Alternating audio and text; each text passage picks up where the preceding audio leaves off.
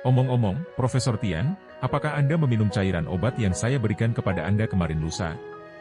Bagaimana perasaan Anda tentang ini? Xiao Ruofei bertanya. Ya. Profesor Tian berkata dengan gembira. Dia telah minum selama 2 hari terakhir.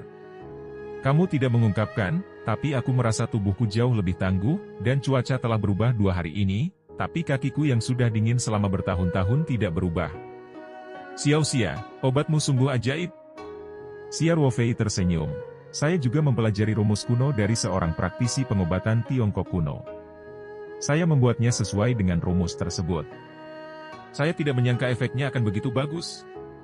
Xiao Ruofei berhenti dan melanjutkan, Profesor Tian, Anda hanya perlu meminum sedikit cairan ini setiap hari. Setelah Anda menghabiskan botol itu, tubuh Anda seharusnya dapat memulihkan diri ke kondisi yang sangat sehat. Anda tidak perlu meminumnya setiap hari di masa depan. Baiklah, baiklah, baiklah. Profesor Tian berkata dengan gembira, Xiao Xia, obatmu sangat efektif. Pasti sangat merepotkan untuk menyiapkannya, bukan?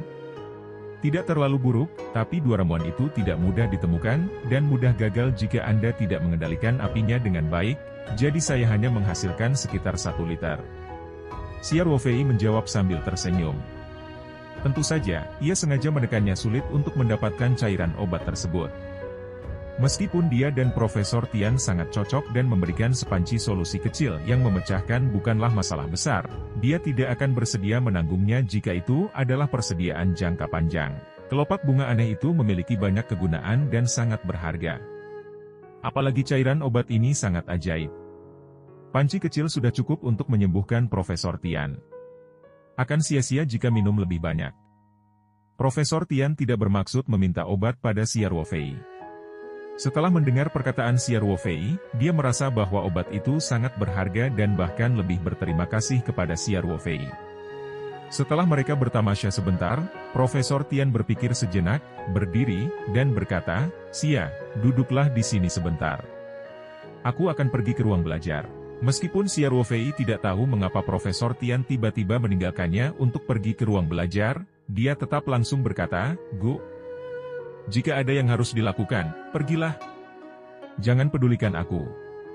Profesor Tian dengan cepat berjalan ke tangga dan melihat ruang belajarnya berada di lantai 2. Xiao Ruofei, sebaliknya, perlahan menyesap tehnya dan duduk di sofa, sedikit pendiam.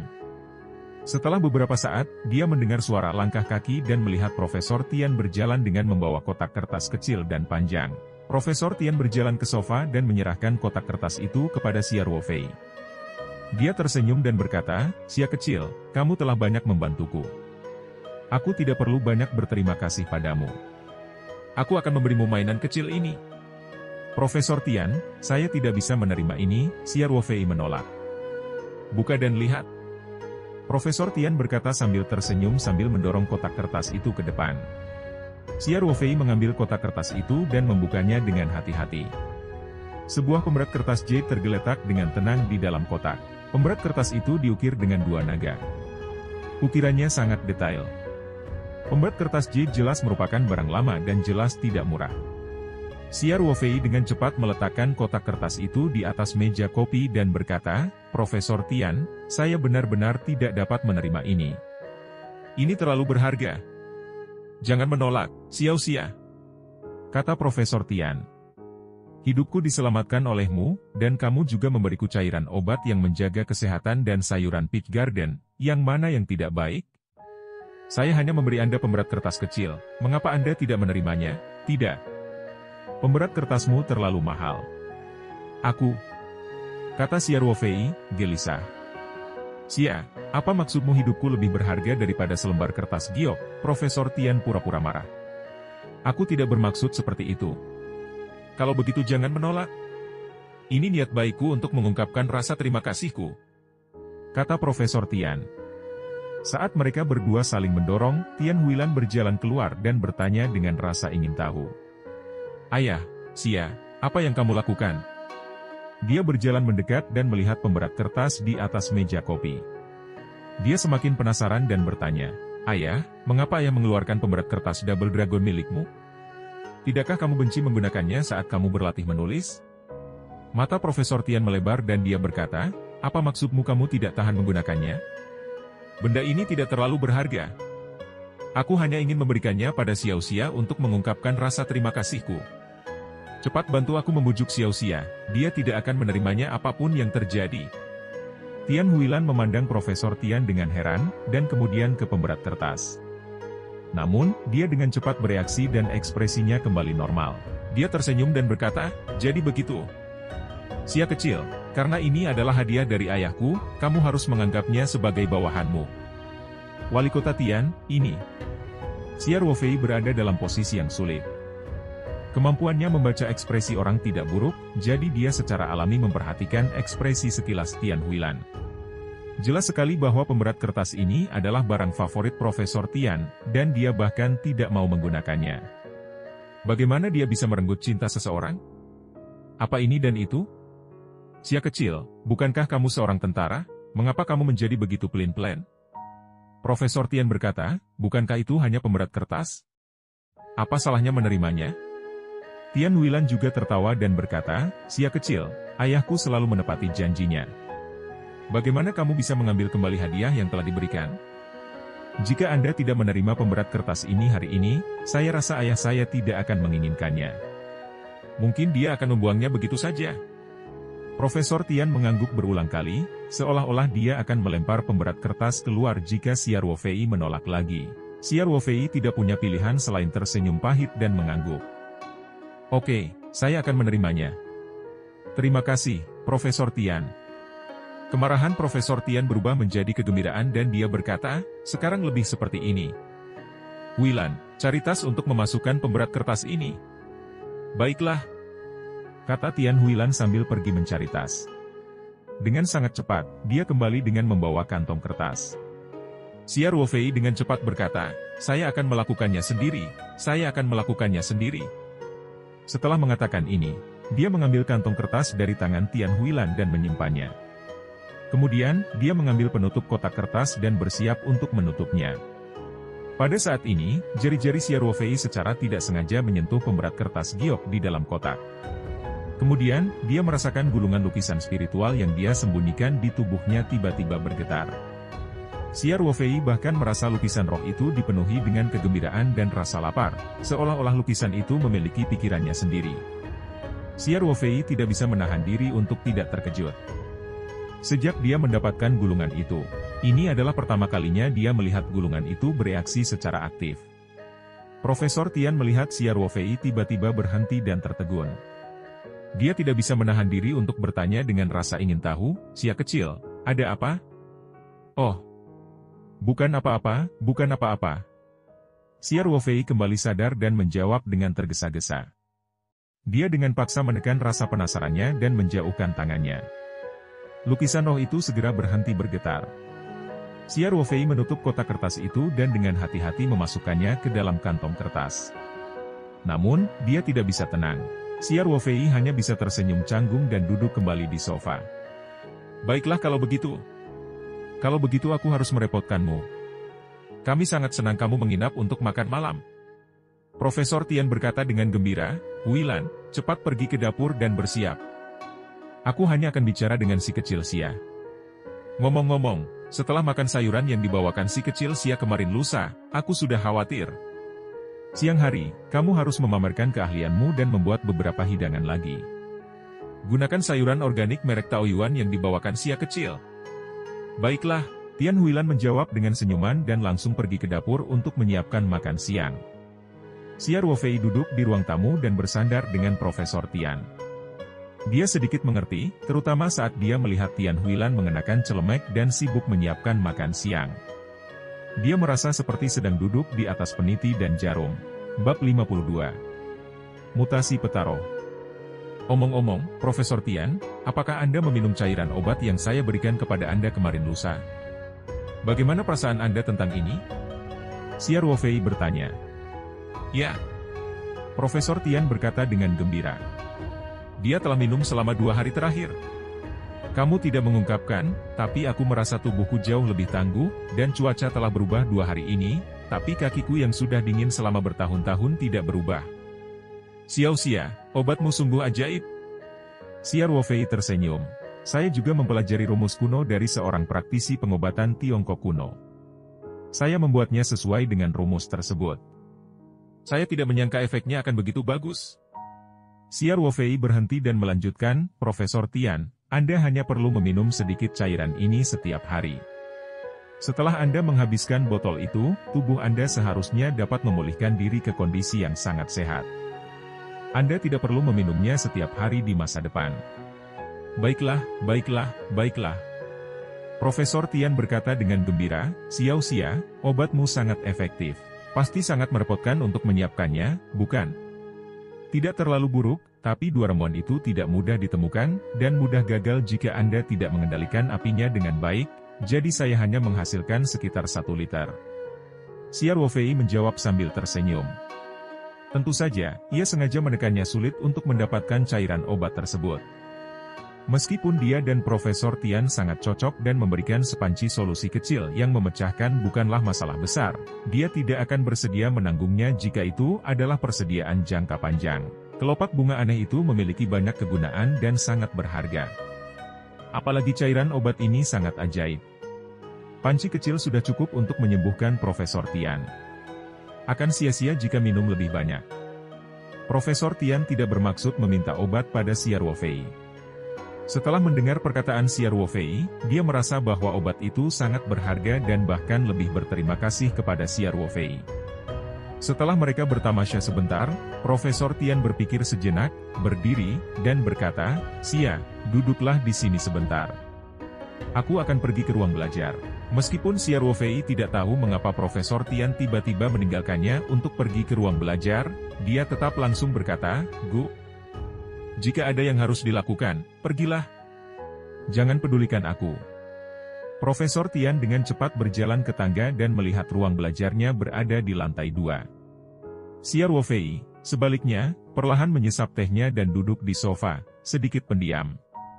Setelah beberapa saat, dia mendengar suara langkah kaki dan melihat Profesor Tian berjalan dengan membawa kotak kertas kecil dan panjang. Profesor Tian berjalan ke sofa dan menyerahkan kotak kertas itu kepada Siar Wofei. Dia tersenyum dan berkata, Xia kecil, kamu telah banyak membantuku. Aku tidak perlu banyak berterima kasih padamu. Aku akan memberimu mainan kecil ini. Profesor Tian, saya tidak bisa menerima ini, Siar Wofei menolak. Buka dan lihat. Profesor Tian berkata sambil tersenyum sambil mendorong kotak kertas itu ke depan.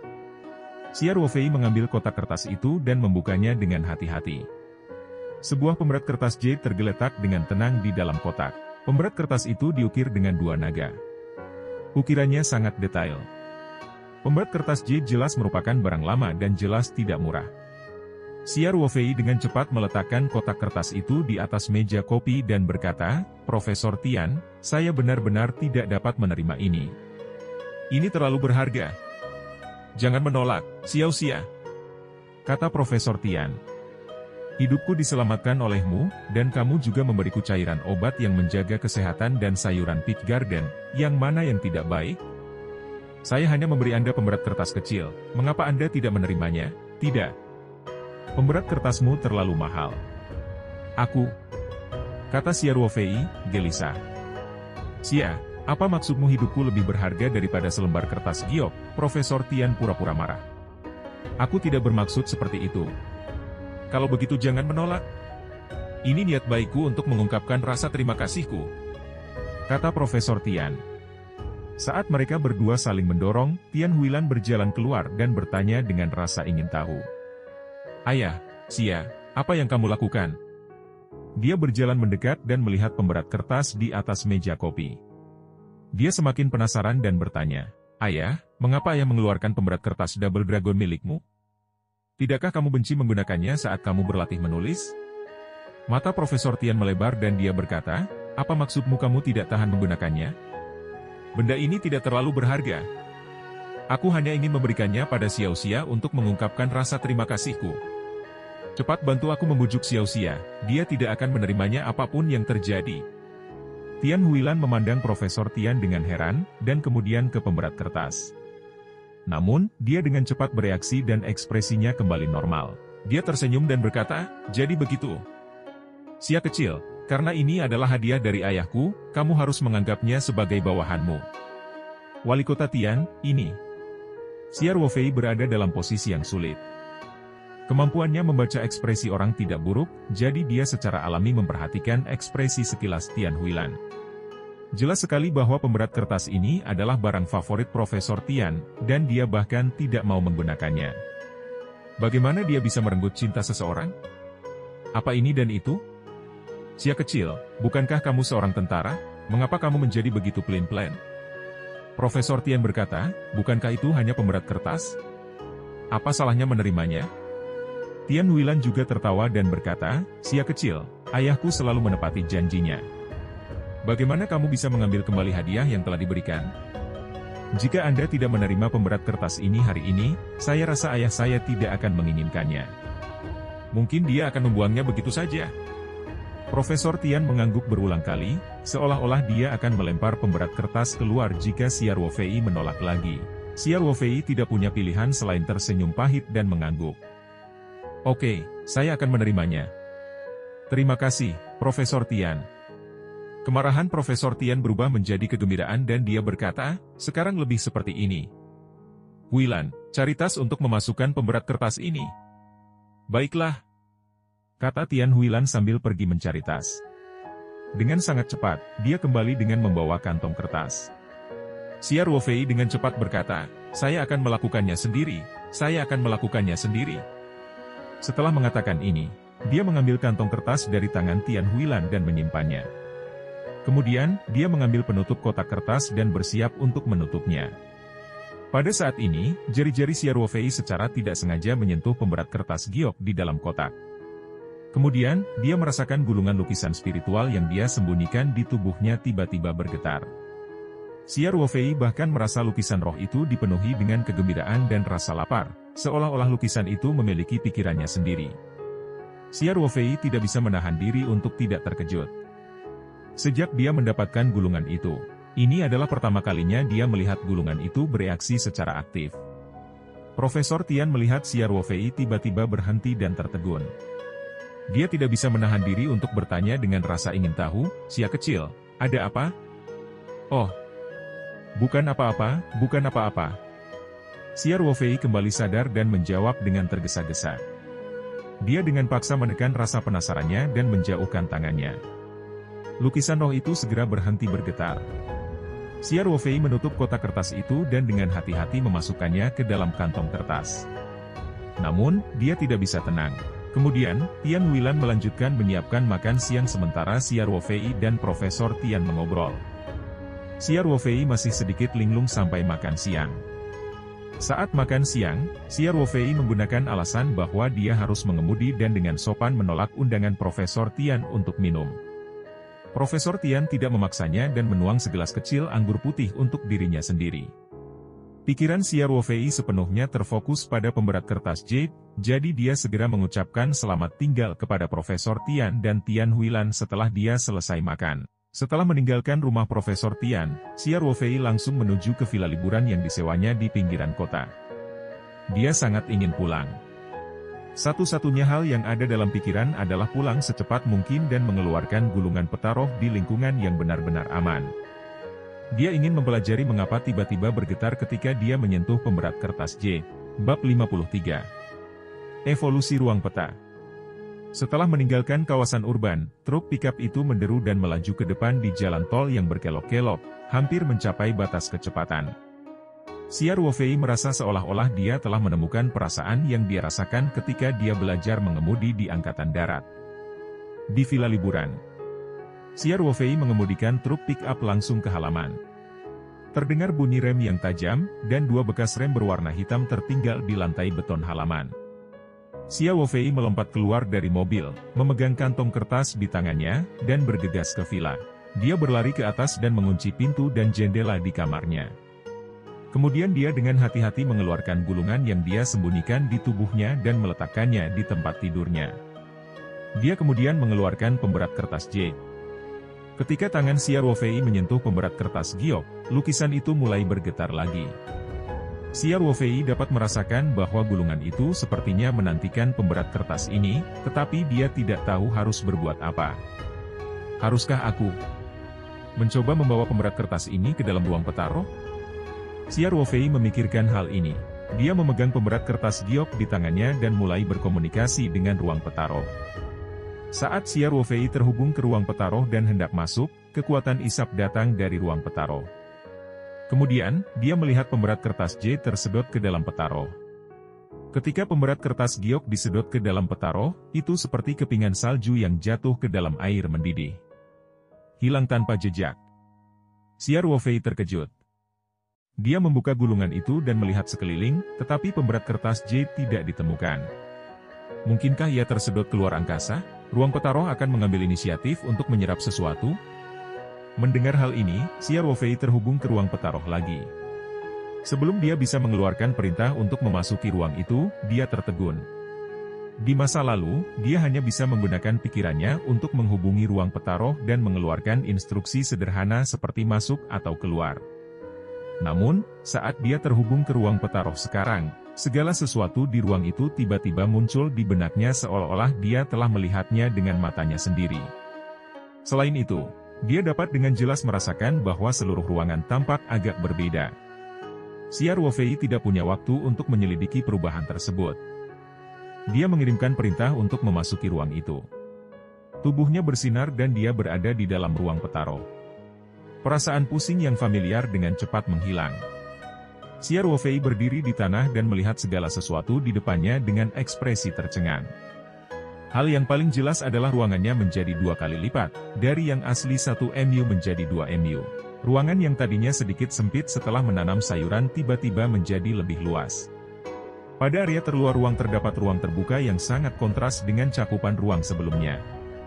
Seolah-olah sebuah cincin bersarang di luar tanah ruang sebelumnya. Kemudian, diameter kolam di tengah ruang pun berlipat ganda menjadi sekitar 2 meter. Jernihnya air di kolam itu sedikit beriak, membuat orang merasa rileks dan bahagia. Selain itu, Xiao Ruofei dapat dengan jelas merasakan bahwa udara di dalam ruangan menjadi lebih segar. Mengambil napas dalam-dalam, dia merasa segar. Jelas sekali, setelah pemberat kertas giok diserap oleh petaroh, seluruh ruang petaroh mengalami evolusi. Apa yang terjadi dengan tanaman tanpa nama itu? Akankah bunga 3 warna itu berubah? Xiao Ruofei berpikir dengan sungguh-sungguh. Di seluruh ruangan, hal yang paling dia khawatirkan tidak diragukan lagi adalah tanaman tanpa nama ini. Dengan sedikit antisipasi, Xiao Ruofei dengan cepat berjalan menuju tanaman tanpa nama itu. Dari jauh, Xiao Ruofei sudah bisa merasakan kegembiraannya. Seperti yang dia duga, tanaman tanpa nama itu juga telah berevolusi. Cabang yang semula hanya setebal ibu jari, ternyata bertambah besar ukurannya. Itu setebal lengan bayi, dan telah tumbuh sedikit lebih tinggi. Yang membuat Xiao Ruofei semakin heboh adalah mahkota bunga yang belum genap berumur 3 hari itu telah menumbuhkan kelopak baru. Jumlah kelopaknya juga bertambah. 1, 2, 3, 4. Mahkota bunga memiliki 4 kelopak. Selain kelopak merah, kuning, dan biru, ada juga tambahan kelopak hijau. Kelopak bunga eksotis terlalu penting bagi Xiao Ruofei. Dia tidak hanya membutuhkannya untuk memperkuat tubuhnya, tetapi juga sangat diperlukan untuk pengembangan karirnya di masa depan. Oleh karena itu, setiap bidang tanah yang ditambahkan memiliki arti yang luar biasa bagi Xiao Ruofei. Dengan penuh semangat, dia dengan hati-hati mengumpulkan keempat kelopak bunga itu dengan pinset dan memasukkannya ke dalam kotak pengawet. Kemudian, Xiao Ruofei berjalan mengitari ruangan. Pada akhirnya, dia berdiri di tepi kolam dan merasakan ruangannya semakin luas. Bahkan pola pikirnya tampak semakin melebar. Tekanan tak terlihat yang dihasilkan di ruang terbatas di masa lalu telah berkurang banyak. Selain itu, Xiao Ruofei menyadari bahwa dia telah menjalin hubungan tak kasat mata dengan ruang angkasa. Dia merasa bahwa dia adalah penguasa mutlak di ruang ini. Setiap helai rumput, setiap pohon, setiap titik debu sepertinya berada di bawah kendalinya. Namun, perasaan ini masih samar-samar terlihat, seolah sangat sulit untuk dipahami. Xiao Ruofei melihat sekeliling sebentar dan tiba-tiba teringat sesuatu. Jika seluruh ruang telah berevolusi, bagaimana dengan aliran waktu? Apakah akan ada perubahan? Begitu pikiran itu muncul di benaknya, Xiao Ruofei tidak ingin menunggu lebih lama lagi. Dia segera meninggalkan ruang petaroh dan membawa jam alam kecil kembali ke ruang untuk memulai tes. Setelah menunggu di luar sebentar, Xiao Ruofei memasuki ruang petaroh lagi. Waktu pada jam alarm kecil menunjukkan bahwa 15 menit telah berlalu di sela-sela. Seperti yang diduga, aliran waktu juga telah berevolusi. Sekarang, perbedaan aliran waktu antara di dalam dan di luar adalah 15 kali lipat. Siar Wofei sangat senang. Evolusi serba ruang adalah hal yang luar biasa baginya. Semakin kuat ruangnya, semakin banyak ruang yang dimilikinya untuk pengembangan di masa depan. Xia Wofei memikirkan tentang perasaan aneh yang dia rasakan ketika dia terhubung ke ruang angkasa dengan pikirannya setelah pemberat kertas J diserap oleh ruang Petaro. Seolah-olah hubungannya yang tak kasat mata dengan ruang angkasa telah diperkuat dan dia bisa melihat setiap helai rumput dan setiap pohon di ruang angkasa. Dia merenung sejenak dan meninggalkan medium itu. Kemudian, dia menggunakan pikirannya untuk menghubungi ruang Petaro lagi, tetapi dia tidak memberi perintah untuk memasuki ruang tersebut. Adegan ajaib itu muncul sekali lagi. Segala sesuatu yang ada di sela-sela terpantul di benaknya, termasuk deretan rapi ladang sayur-sayuran, kolam roh jernih di sela-sela, dan tupperware berisi kelopak tanaman tanpa nama. Sebuah pemikiran terlintas di benak Siar Wofei. Dia bisa melihat hal-hal di luar angkasa. Bisakah dia mencoba mengeluarkannya? Sebelumnya, ia harus membawa sendiri barang-barang keluar masuk ruangan untuk membawa barang. Siar Wofei fokus pada wadah berisi kelopak bunga dan mencoba memberikan instruksi ke ruang Petaro. Kemudian, pemandangan ajaib muncul. Bab 54. Membeli giok. Tupperware muncul di tangan Siar Wofei begitu saja. Siar Wofei melihat Tupperware di tangannya, wajahnya penuh kegembiraan. Dia tidak menyangka bahwa setelah ruang berevolusi, dia benar-benar bisa mengeluarkan sesuatu langsung dari ruang tersebut. Ini jauh lebih nyaman. Lalu, bisakah dia langsung mengirimkan sesuatu keluar angkasa? Siar Wofei segera mencoba lagi. Dia masih menggunakan pikirannya untuk menghubungi ruang Petaro dan memberi perintah. Saat berikutnya, Tupperware di tangannya menghilang seperti keajaiban paling cemerlang. Saat wadah itu menghilang, Siar Wofei segera merasakan wadah itu muncul kembali di medium. Siar Wofei seperti anak kecil yang baru saja menerima mainan baru dan terus mencoba. Setelah banyak percobaan, Siar Wofei menyimpulkan, dia sekarang dapat menyimpan dan menarik barang langsung dari ruang Petaro di dunia luar.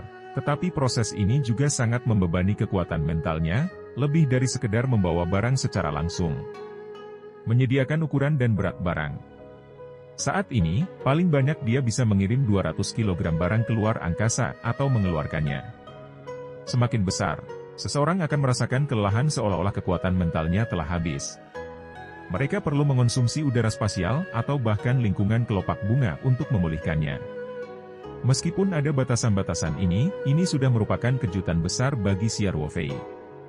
Siar Wofei merasa selama dia terus menyerap kelopak bunga aneh itu, atau jika ruangannya ditingkatkan, dia akan dapat menyimpan dan menarik benda yang lebih besar dan lebih berat. Memikirkan perbaikan dan evolusi dunia, kegembiraan Siar Wofei perlahan-lahan menjadi tenang. Dia mulai menganalisis proses yang dia temui. Tidak diragukan lagi, gulungan lukisan roh telah berevolusi setelah menyerap pemberat kertas giok. Namun, apakah bahan giok pada pemberat kertas diperlukan untuk peta roh, atau apakah pemberat kertas itu sendiri memiliki fungsi khusus? Lagi pula, pemberat kertas ini terlihat seperti barang lama. Mungkinkah ada legenda magis tentang hal itu? Siar Wofei mengerutkan kening saat dia merenung. Dia cenderung pada yang pertama. Dia mengira lukisan itu mungkin membutuhkan giok itu sendiri. Bukankah dikatakan bahwa Jade mengumpulkan ki spiritual langit dan bumi untuk meningkatkan umur seseorang? Energi spiritual yang terkandung di dalam giok itu sendiri mungkin dibutuhkan oleh gulungan lukisan roh, bukan? Tidak peduli bagaimana seseorang menganalisis atau menebak, pada akhirnya, mereka harus mengandalkan fakta untuk berbicara. Oleh karena itu, Siar Wofei memutuskan untuk mengujinya sendiri. Dia menyembunyikan lukisan roh dengan baik di tubuhnya, lalu mengambil kartu banknya dan lebih dari 10.000 yuan uang tunai yang dia peroleh dari menjual sayuran merek Taoyuan dalam 2 hari terakhir. Dia turun untuk mengambil mobilnya dan langsung menuju kota Sanshan. Jalan Wenwan di distrik Ning, kota Sanshan merupakan pusat distribusi giok, barang antik, dan perhiasan di seluruh provinsi Tenggara. Ada lebih dari 100 toko dengan berbagai ukuran di sini, semuanya berada di industri yang berhubungan dengan Wenwan. Ini sudah membentuk skala industri besar. Tempat seperti itu selalu penuh dengan orang baik dan jahat, dan toko-toko dalam berbagai ukuran penuh dengan barang palsu. Bahkan jika seorang ahli datang ke sini, dia dapat dengan mudah tertipu jika dia tidak berhati-hati. Tujuan Xia Ruofei adalah Jalan Wenwan. Tentu saja, dia di sini bukan untuk mengambil harta karun. Setelah memarkir mobil, Xia Ruofei berjalan ke jalan pejalan kaki yang sibuk. Selain pertokoan, banyak juga kios-kios di sepanjang jalan. Kios-kios ini menjalankan berbagai macam bisnis, seperti potret kakek Mao, buku-buku kecil, koin-koin kuno. Ada banyak sekali barang yang mempesona. Begitu Xia Ruofei berjalan mendekat, beberapa pemilik kios menyambutnya dengan hangat. Mereka semua fasih dalam berkata-kata seolah-olah apapun yang ada di kios kumuh mereka adalah harta yang tak ternilai harganya. Xia Ruofei tidak berhenti di depan warung kecil ini. Sebaliknya, dia langsung masuk.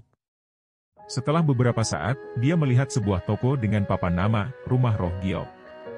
Itu terlihat sangat besar dan bergaya mewah. Dia berpikir dan masuk ke toko. Seorang pramusaji muda dan cantik mendatanginya dan menyapanya dengan senyuman. "Pak, apakah Anda ingin membeli batu giok? Rumah Spirit Jade kami sedang mengadakan promosi baru-baru ini. Jika Anda menghabiskan lebih dari 20.000 yuan, Anda akan mendapatkan batu mentah lubang tua gratis. Jika Anda ingin merasakan kesenangannya judi batu, jangan melewatkan kesempatan besar ini." Xia Ruofei hanya ingin memverifikasi tebakannya. Dia tidak tahu apa-apa tentang batu permata tua itu, dia juga tidak tahu apa itu perjudian batu, jadi dia tentu saja tidak tertarik. Dia hanya berkata acuh tak acuh, "Oh, coba saya lihat dulu. Lalu mau tipe dan harga apa, Pak?" "Kami memiliki semua jenis jade di sini, dan variasinya sangat lengkap." Pelayan itu bertanya sambil tersenyum hangat. Aku hanya melihat-lihat." Xia Ruofei bertanya, "Ngomong-ngomong, apakah kamu punya batu giok yang dijual di sini?" Dengan senyum profesional, pelayan itu berkata, "Maaf Pak, kami hanya menjual produk batu giok yang sudah jadi. Kami tidak memiliki bahan giok untuk dijual." "Oh, apakah Anda punya produk batu giok?" Xia Ruofei bertanya. Dia hanya ingin memverifikasi apakah sesuatu yang terbuat dari giok dapat diserap oleh ruang peta roh dan ditingkatkan. Barang giok yang sudah jadi juga bisa digunakan. Jadi dia terlalu malas untuk pindah ke toko lain. Pelayan itu tersenyum. "Tentu saja. Kami memiliki anting giok, gelang giok, dan liontin giok. Namun harganya sangat bervariasi tergantung kualitasnya. Saya ingin tahu berapa harga yang ingin Anda ketahui, Pak?" "Kalau begitu, aku ingin melihat gelang giok itu." Xia Ruofei berpikir sejenak dan berkata, "Rekomendasikan saya beberapa di antaranya dengan harga berapapun. Saya akan melihatnya dulu." "Baiklah, silakan lewat sini," kata pelayan itu. Orang-orang di industri jasa pandai membaca ekspresi orang. Melihat Xia Ruofei berpakaian begitu sederhana dan sepertinya tidak memiliki keinginan yang kuat untuk membeli, pelayan tidak mengeluarkan sesuatu yang mahal. Melayani mencari-cari di belakang konter sebentar dan dengan cepat mengeluarkan beberapa kotak dan menempatkan di konter. Katanya, "Tuan, semua gelang ini terbuat dari batu giok. Harganya berkisar antara 5.000 hingga 100.000 yuan. Anda bisa melihatnya dulu." Xia Ruofei juga terkejut.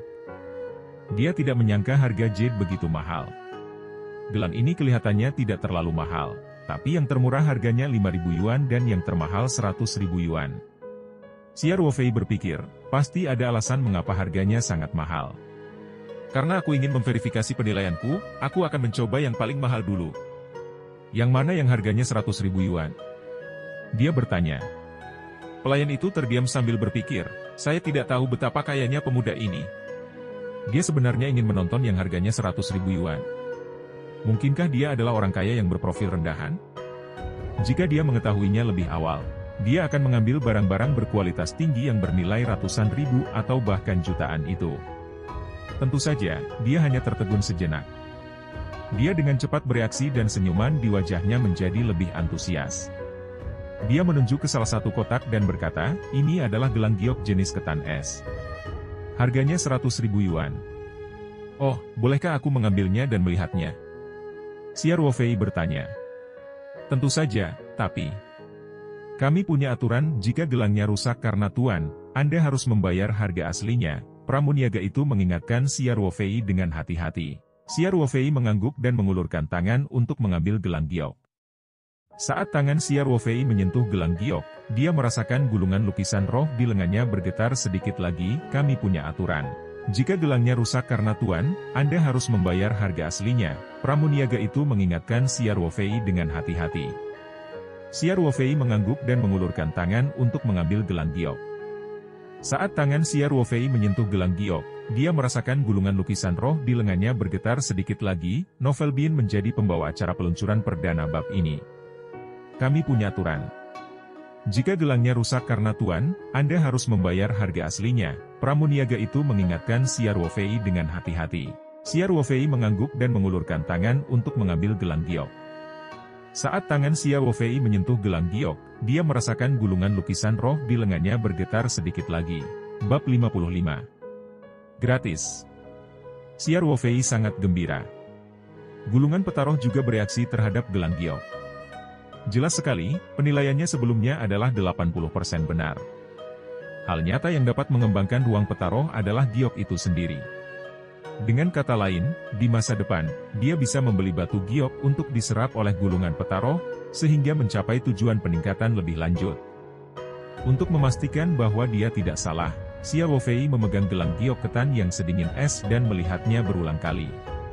Tentu saja, dia sebenarnya mencoba memastikan apakah lukisan roh itu benar-benar bereaksi. Tidak hanya itu, Siar Wofei mengambil beberapa gelang lainnya dan menentukan pilihan. Setelah melihatnya sebentar, senyuman profesional di wajah pelayan itu hampir membeku. Siar Wofei akhirnya 100% yakin bahwa Jade dapat mengembangkan ruang petaroh. Ini karena lukisan roh akan bereaksi terhadap setiap gelang giok. Namun kekuatan reaksinya akan berbeda karena kualitasnya berbeda. Secara keseluruhan, kecuali gelang jenis ketan es seharga 100.000 yuan, reaksi lukisan roh terhadap gelang lainnya sangat lemah. Untungnya, setelah uang petaroh berevolusi hari ini, hubungan spiritual Siar Wofei dengan ruang tersebut menjadi lebih dekat, sehingga dia bisa merasakan sensasi sekecil apapun. Bahkan jika itu adalah gelang yang bernilai 100.000 yuan, kekuatan gulungan lukisan roh paling mirip dengan pemberat kertas giok. Melihat pelayan itu masih menunggunya, Siar Wofei merasa sedikit malu meminta melayaninya dengan penuh semangat begitu lama. Dia telah menyia-nyiakan setidaknya 20 menit waktunya dengan melihat wajahnya. Sepertinya dia harus membeli satu. Siar Wofei berpikir sejenak dan menunjuk ke sebuah gelang yang harganya sekitar 40.000 yuan. Saya ambil ini. Apakah Anda menerima kartu kredit di sini? Pelayannya sangat bosan hingga dia menguap. Dia mengira Siar Wofei adalah seseorang yang hanya melihat dan tidak membeli, jadi dia membuang-buang waktu. Dia tidak mengira Siar Wofei benar-benar membayar. Meskipun gelang giok yang harganya lebih dari 40.000 yuan tidak tergolong mewah, komisinya masih cukup banyak. Pelayan segera bersemangat dan dengan cepat berkata, "Tuan, Anda dapat membayar dengan kartu. Jika Anda menginginkan gelang ini, saya akan membantu Anda membungkusnya. Silakan yakin bayar tagihannya." Siar Wofei tersenyum dan mengangguk. Setelah pelayan membungkus gelangnya, dia mengikuti ke kasir dan mengeluarkan kartu banknya untuk membayar. Siar Wofei tidak kekurangan uang untuk saat ini. Ibu Husi bersikeras mengembalikan 400.000 yuan. Setelah menambahkan 100.000 yuan yang semula dia miliki, dia membeli sebuah truk pick-up. Dengan beberapa pengeluaran baru-baru ini, dia memiliki sisa hampir 400.000 yuan di kartunya. Bukan masalah besar membeli gelang seharga 40.000. Apalagi gulungan gambar roh pada gelang itu juga bisa diserap, jadi tidak sia-sia. Pelayan menyimpan kwitansi dan menyerahkan gelang giok kepada Siar Wofei dengan kedua tangannya. Siar Wofei berpikir sejenak dan bertanya, "Permintaannya cukup tinggi, dan saya akan membelinya untuk waktu yang lama. Bisakah Anda membantu saya bertanya kepada atasan apakah rumah Spirit Jade tertarik dengan bisnis ini? Akan sia-sia jika dia membeli produk batu giok untuk diserap oleh gulungan petaroh. Tentu saja jauh lebih murah untuk membeli batu giok secara langsung. Lagi pula, itu akan diserap, jadi apa gunanya mengolahnya?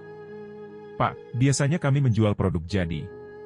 Tapi saya bisa memanggil bosnya untuk Anda," kata pelayan itu, sedikit malu.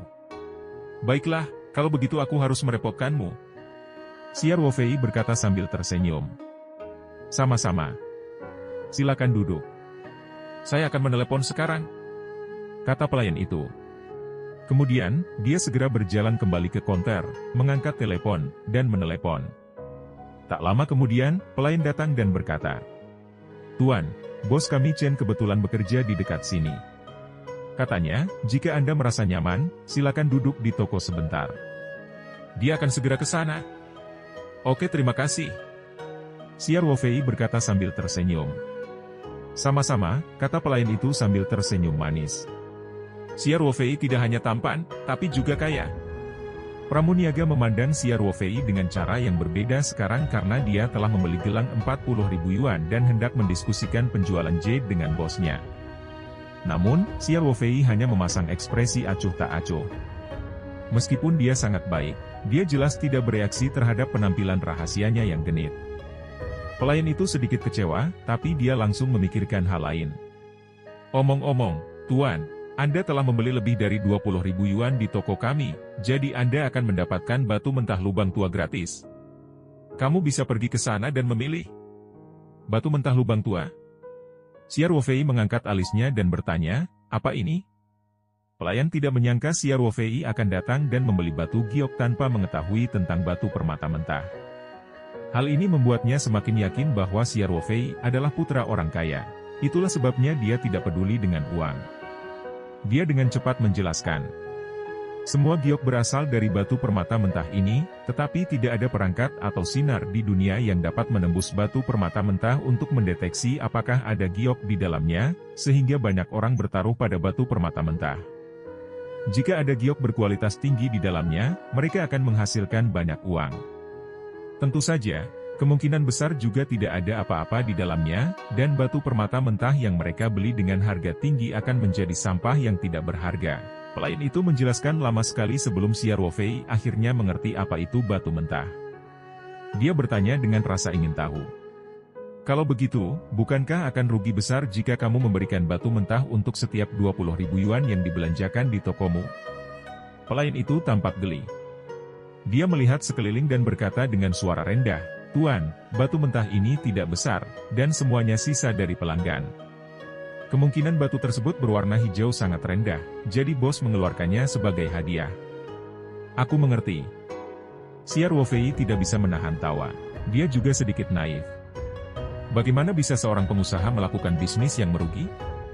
Pelayan itu dengan cepat berkata, "Jangan bilang padanya aku sudah bilang. Kamu akan dipecat oleh bos." "Baiklah, aku tidak akan mengatakan apapun," Xiao Ruofei berkata sambil tersenyum ramah. "Tuan, karena ini hadiah, kenapa Anda tidak pergi dan memilih satu? Anggap saja itu sebagai permainan." Pelayan berkata, "Mungkin kita benar-benar bisa mendapatkan jade? Tidak ada yang bisa melihat melalui batu permata mentah. Itu semua berdasarkan pengalaman dan perasaan. Selalu ada saat di mana Anda salah." Xiao Ruofei tahu bahwa kata-kata pelayan itu masuk akal, tetapi kemungkinan hal itu terjadi terlalu rendah. Namun, karena dia tidak melakukan apa-apa, Xiao Ruofei tidak menolaknya karena gratis. Dia berdiri dan berjalan ke tumpukan batu mentah di sudut toko. Batu mentah ini tampak hitam. Yang besar sebesar batu kilangan, dan yang terkecil lebih kecil dari bola voli. Sulit membayangkan dari penampilan mereka bahwa giok yang mempesona diekstraksi dari batu-batu biasa ini. Xiao Ruofei berjongkok di depan tumpukan batu mentah dan mengulurkan tangan untuk mengambil. Dia datang ke sini dengan mentalitas bermain, jadi dia sangat santai. Dia terus membolak-balik batu permata mentah, mencoba menemukan bagian yang dia sukai. Saat tangan Xiao Ruofei menyentuh batu kasar seukuran bola voli dengan bopeng di permukaannya, lukisan di lengannya tiba-tiba bergetar tanpa peringatan. Besarnya getarannya bahkan lebih besar daripada gelang itu. Bab 56. Taruhan. Jantung Xiao Ruofei berdetak kencang. Mungkinkah ada giok yang tersembunyi di dalam batu mentah yang tampak biasa ini, dan lukisan roh dapat dirasakan melalui kulit batu? Selain alasan ini, tidak ada kemungkinan jawaban lain. Terlebih lagi, menurut getaran lukisan roh, nilai giok pada batu mentah ini kemungkinan besar tinggi. Untungnya, Xiao Ruofei telah berada di pasukan khusus selama bertahun-tahun dan telah mengembangkan mentalitas yang kuat. Meski dia berpikir cepat, dia tetap terlihat tenang di permukaan. Dia meletakkan batu itu seolah-olah tidak terjadi apa-apa dan mulai melihat batu mentah lainnya. Dengan sangat cepat, dia telah melewati setiap batu mentah. Selain yang sebelumnya, batu mentah lainnya tidak menyebabkan gulungan lukisan roh bergetar sama sekali. Dengan kata lain, dari lusinan batu mentah di sini, hanya satu yang memiliki giok. Kemungkinannya sangat rendah sehingga membuat bulu kukuk berdiri. Siar Wofei menghela nafas dalam hatinya. Dia tidak ragu-ragu dan mengambil batu mentah seukuran bola dengan kemauannya sendiri. Lalu, dia berkata dengan nada santai, "Ini cukup." "Ah, Tuan, apakah Anda tidak akan memilih lagi?" Pelayan itu jelas juga tercengang. Kemudian, dia dengan bijaksana mengingatkannya, "Batu mentah ini sudah ada di toko kami selama lebih dari setengah tahun. Banyak ahli telah melihatnya. Kemungkinan menghasilkan warna hijau mungkin." Siar Wofei tersenyum tipis dan berkata, "Menurut Anda, apakah peluangnya akan lebih tinggi jika kita mengganti ke bagian lain? Lagi pula aku hanya bermain-main, jadi aku ambil yang ini." "Ini lebih sesuai dengan kesukaanku," pelayan itu membalas. "Batu mentah ini jelek sekali, tapi kenapa harus begitu enak dilihat? Orang kaya sungguh aneh." Namun, setelah dipikir-pikir lagi, dia merasa kata-kata Siar Wofei masuk akal. Terus terang, batu mentah yang digunakan sebagai gimmick semuanya adalah sisa. Tidak ada bedanya mana yang dipilih, jadi pada dasarnya tidak mungkin untuk menghasilkan jade. "Baiklah, aku akan mendaftarkannya untukmu sekarang," kata pelayan itu. Dia segera menuliskan nomor batu mentah itu di bukunya dan berkata, "Tuan, batu mentah ini milik Anda sekarang. Apakah Anda perlu saya melepaskan ikatannya saat itu juga?" "Baiklah." Siar Wofei mengangkat bahunya dengan acuh tak acuh. Pelayan pergi untuk memberitahu Meneer dan kemudian membawa Siar Wofei ke toko yang lebih kecil di sebelahnya. Ini juga merupakan properti rumah roh Jake, tetapi mereka hanya menjual batu mentah dan secara alami menyediakan layanan pemotongan batu. "Pak, batu mentah gratis ini seharusnya dipotong dengan biaya tertentu, tetapi Anda adalah pelanggan besar kami, jadi Meneer mengatakan biayanya gratis," kata pelayan itu sambil berjalan. "Terima kasih," kata Siar Wofei sambil tersenyum. Ketika mereka sampai di toko sebelah, pelayan berbicara dengan seorang pekerja yang sedang memotong batu. Pekerja itu melihat batu di tangan Siar Wofei dan bertanya dengan acuh tak acuh, "Bagaimana Anda ingin menyelesaikannya?" Siar Wofei mengangkat bahu. "Saya tidak tahu apa-apa tentang ini. Mari kita potong di tengah saja." Pemotong batu itu mengangguk dan tidak berkata apa-apa. Dia mengambil batu mentah dari tangan Siar Wofei dan memasangkannya pada pemotong batu. Kemudian, dia menyalakan listrik dan siap untuk memotong. Jika ada pelanggan lain yang ingin memotong batu mentah dengan cara ini, masternya akan mencoba membujuk mereka. Namun, sang master mengetahui batu mentah ini dengan sangat baik. Tidak mungkin itu bisa menampung jade, jadi dia tidak repot-repot mengatakan apapun. Ada beberapa pelanggan di toko yang sedang memilih batu mentah, dan mereka semua datang untuk menonton pertunjukan. Dengan gemuruh mesin dan suara menusuk yang menusuk telinga, batu mentah kecil itu dengan cepat terpotong menjadi dua. Ahli pemotong batu menemukan air bersih untuk mencuci potongan permukaan. Setelah melihatnya, dia berkata tanpa ekspresi, "Rusak, tidak ada hijau." "Bukan giok? Bagaimana ini bisa terjadi?" Siar Wofei sedikit terkejut. Dia berjalan ke depan dan berjongkok untuk memeriksa batu mentah yang telah dipotong menjadi dua. Di antara kepadatan itu, ada seorang pria paruh baya dengan perut buncit. Dia mengenakan kalung emas tebal di cermin dan beberapa cincin emas besar di tangannya. Dia tampak seperti orang kaya baru. Ada juga seorang wanita lembut yang tertutup di pedalaman. Wanita ini cukup cantik, namun riasannya sangat tebal, membuatnya terlihat sedikit genit. Pria gendut itu melihat ekspresi kaget Siar Wofei dan tidak bisa menahan diri untuk tidak mengejeknya. "Hei, saudaraku, tidak perlu melihat. Jika rusak, maka rusak. Batumu terlihat seperti ini, akan aneh jika di dalamnya ada warna hijau." Wanita genit itu memegang erat lengan pria gendut itu dan berkata dengan suara manis, "Saudara Cheng, saya tidak menyangka kamu tahu cara melihat batu mentah. Kamu benar-benar mampu." Orang kaya yang gendut itu tertawa bangga. "Sayang, aku tidak tahu apa-apa tentang batu mentah. Tapi aku kaya. Anda bisa meminta orang yang mengerti untuk melihatnya. Terakhir kali saya mengundang Guru Chi menjadi konsultan judi batu saya. Batu ini masih ada di rak untuk dijual." Guru Chi mengambil dan melihatnya sebelum menempatkan. "Haha, ku dengar Chen Tua memberikannya ke toko sebelah sebagai hadiah." Ekspresi sombong pria gendut itu terlihat jelas. Ekspresi penonton sedikit berubah saat mendengar ini. Seseorang tidak mau bertanya, apakah Anda berbicara tentang guru Qi Tianming dari Asosiasi Giok? Fatty bahkan lebih bangga ketika mendengar ini dan berkata, apakah ada guru Qi lain di industri giok di kota Sanshan? Qi Tianming ini seharusnya cukup terkenal. Setelah mendengar ini, orang lain yang menonton pertunjukan itu memandang pria kaya gemuk itu dengan sudut pandang yang berbeda. Wanita genit itu memeluk lengan pria gendut itu lebih erat lagi dan berkata dengan genit, "Saudara Cheng, bisakah kamu meminta guru Qi membantuku memilih batu mentah lain kali? Aku juga ingin bermain judi batu." Pria kaya gemuk itu tertawa dan menampar tangan wanita cantik itu sambil berkata, "Sayang, jika ada kesempatan lain kali, aku akan mengajak guru Qi untuk ikut berjudi batu Yunnan Selatan bersamaku. Kalau begitu aku akan mengajakmu melihat dunia. Kakak Cheng, kamu yang terbaik." Kata wanita cantik itu penuh semangat, lalu langsung mencium wajah pria gendut itu di depan semua orang. Pria gendut itu juga menikmati perasaan menjadi pusat perhatian semua orang, dan ekspresi sombongnya menjadi semakin jelas. Dia memandang Xia Ruofei dan berkata dengan nada meremehkan, "Tidak mungkin mendapatkan giok dari batu sampah semacam ini. Semua orang masih menunggu untuk memotong batunya. Cepat menyingkir, jangan buang waktu semua orang." Xia Ruofei baru saja selesai memeriksa batu mentah yang telah terbelah menjadi dua dan mengetahui apa yang sedang terjadi. Dia mengerutkan kening saat mendengar kata-kata pria gendut itu. Pria gendut itu terus membuat keingintahuan di sekitarnya. Xia Ruofei awalnya tidak ingin memperhatikannya, tetapi kata-katanya menjadi semakin tidak menyenangkan, yang membuat Xia Ruofei sedikit tidak senang. Dia mengangkat kepalanya dan menatap pria gendut itu dengan dingin, sambil berkata, "Karena kamu begitu yakin bahwa batu mentahku tidak akan mengandung giok, apakah kamu berani bertaruh?" "Taruhan?" Si gendut terkejut dan bertanya. "Taruhan apa?" "Tentu saja untuk bertaruh apakah batu mentahku akan memiliki giok." Xia Ruofei berkata sambil tersenyum.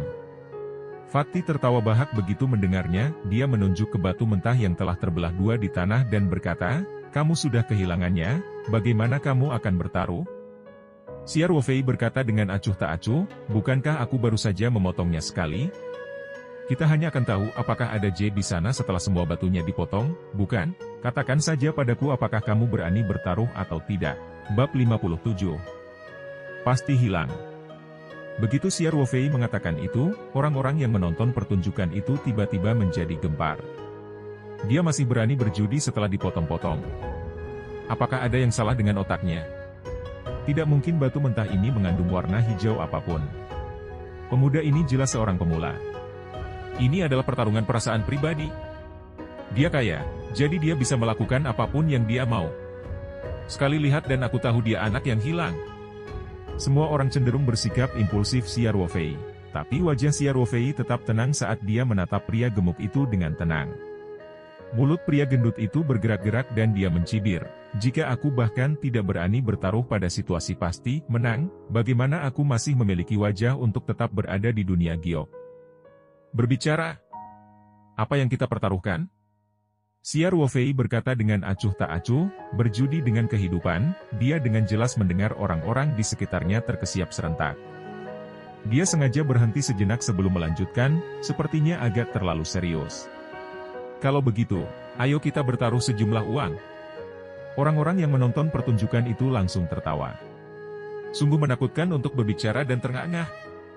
Namun, mereka melihat bahwa Xia Ruofei masih ingin bercanda dan sepertinya sudah punya rencana.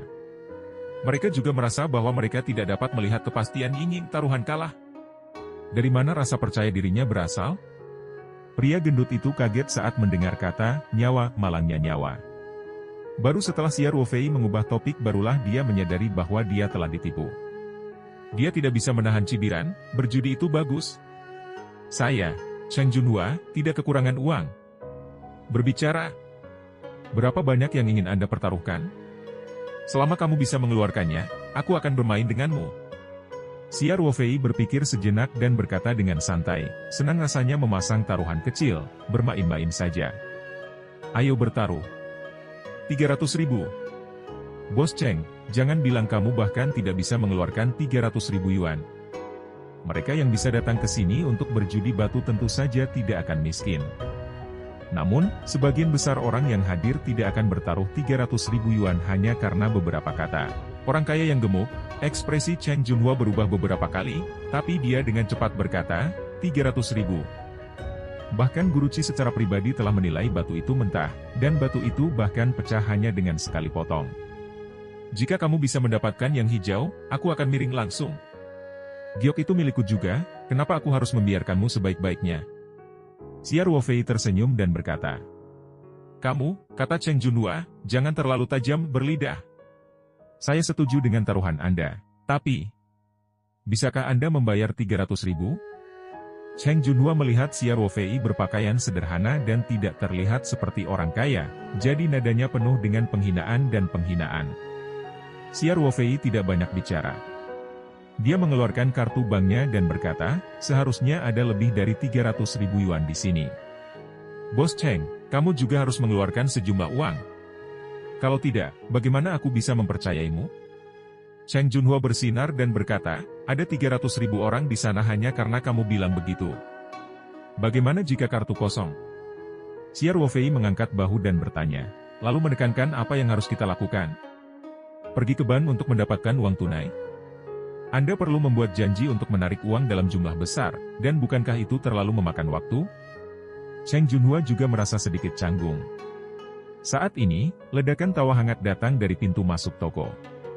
Mengapa toko kecilku begitu ramai hari ini? Sebuah suara yang terus terang berkata.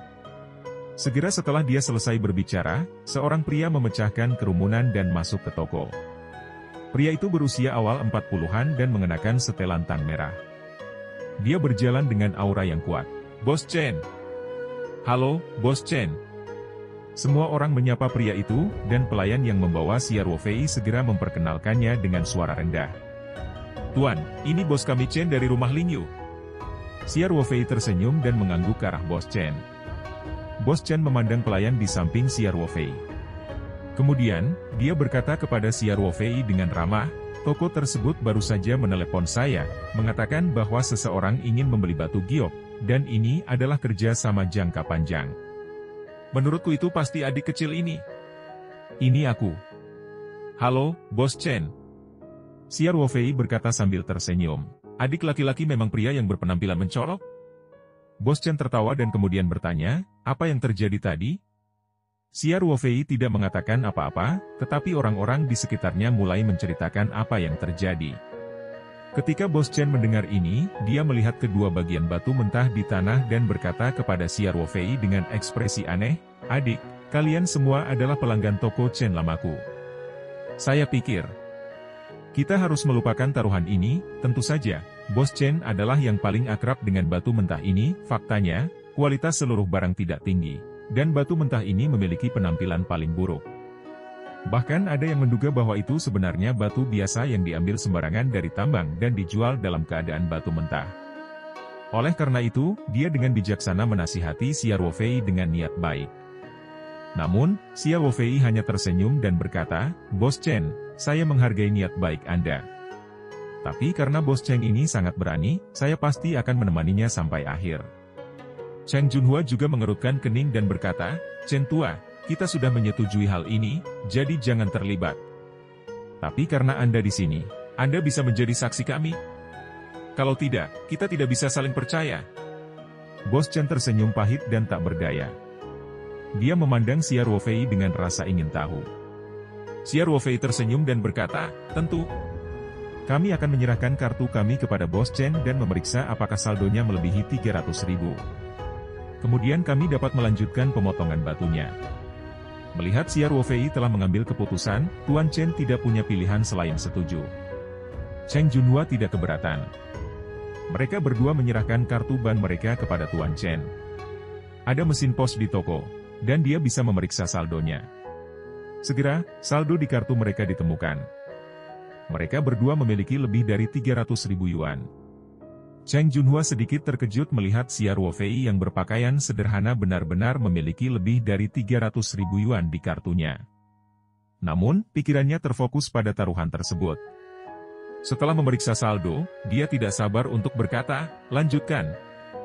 Jika saya memenangkan 300.000 yuan Anda, itu akan cukup bagi bayi saya untuk mendapatkan mobil baru. Wanita genit itu sangat gembira saat mendengar ini. Dia mencium Cheng Junhua beberapa kali. membuat Xia Ruofei merinding. Dia terlalu malas untuk berdebat dan berkata kepada bertanya, "Guru, bisakah saya melakukannya sendiri?" Pemotong batu memandang Bos Chen, yang sedikit mengangguk. Karena bosnya telah setuju, si pemahat batu tentu saja senang bermalas-malasan dan menyerahkannya. Pengoperasian pemotong batu tidak rumit. Xia Ruofei pada dasarnya bisa menggunakannya setelah melihatnya. Selain itu, dia tidak perlu mengingat batunya. Dia hanya bisa memotongnya menjadi dua. Itu sederhana dan kasar. Mata Xia Ruofei menunjukkan ekspresi nakal. Dia mengambil setengah dari batu mentah dan memasangnya pada pemotong batu.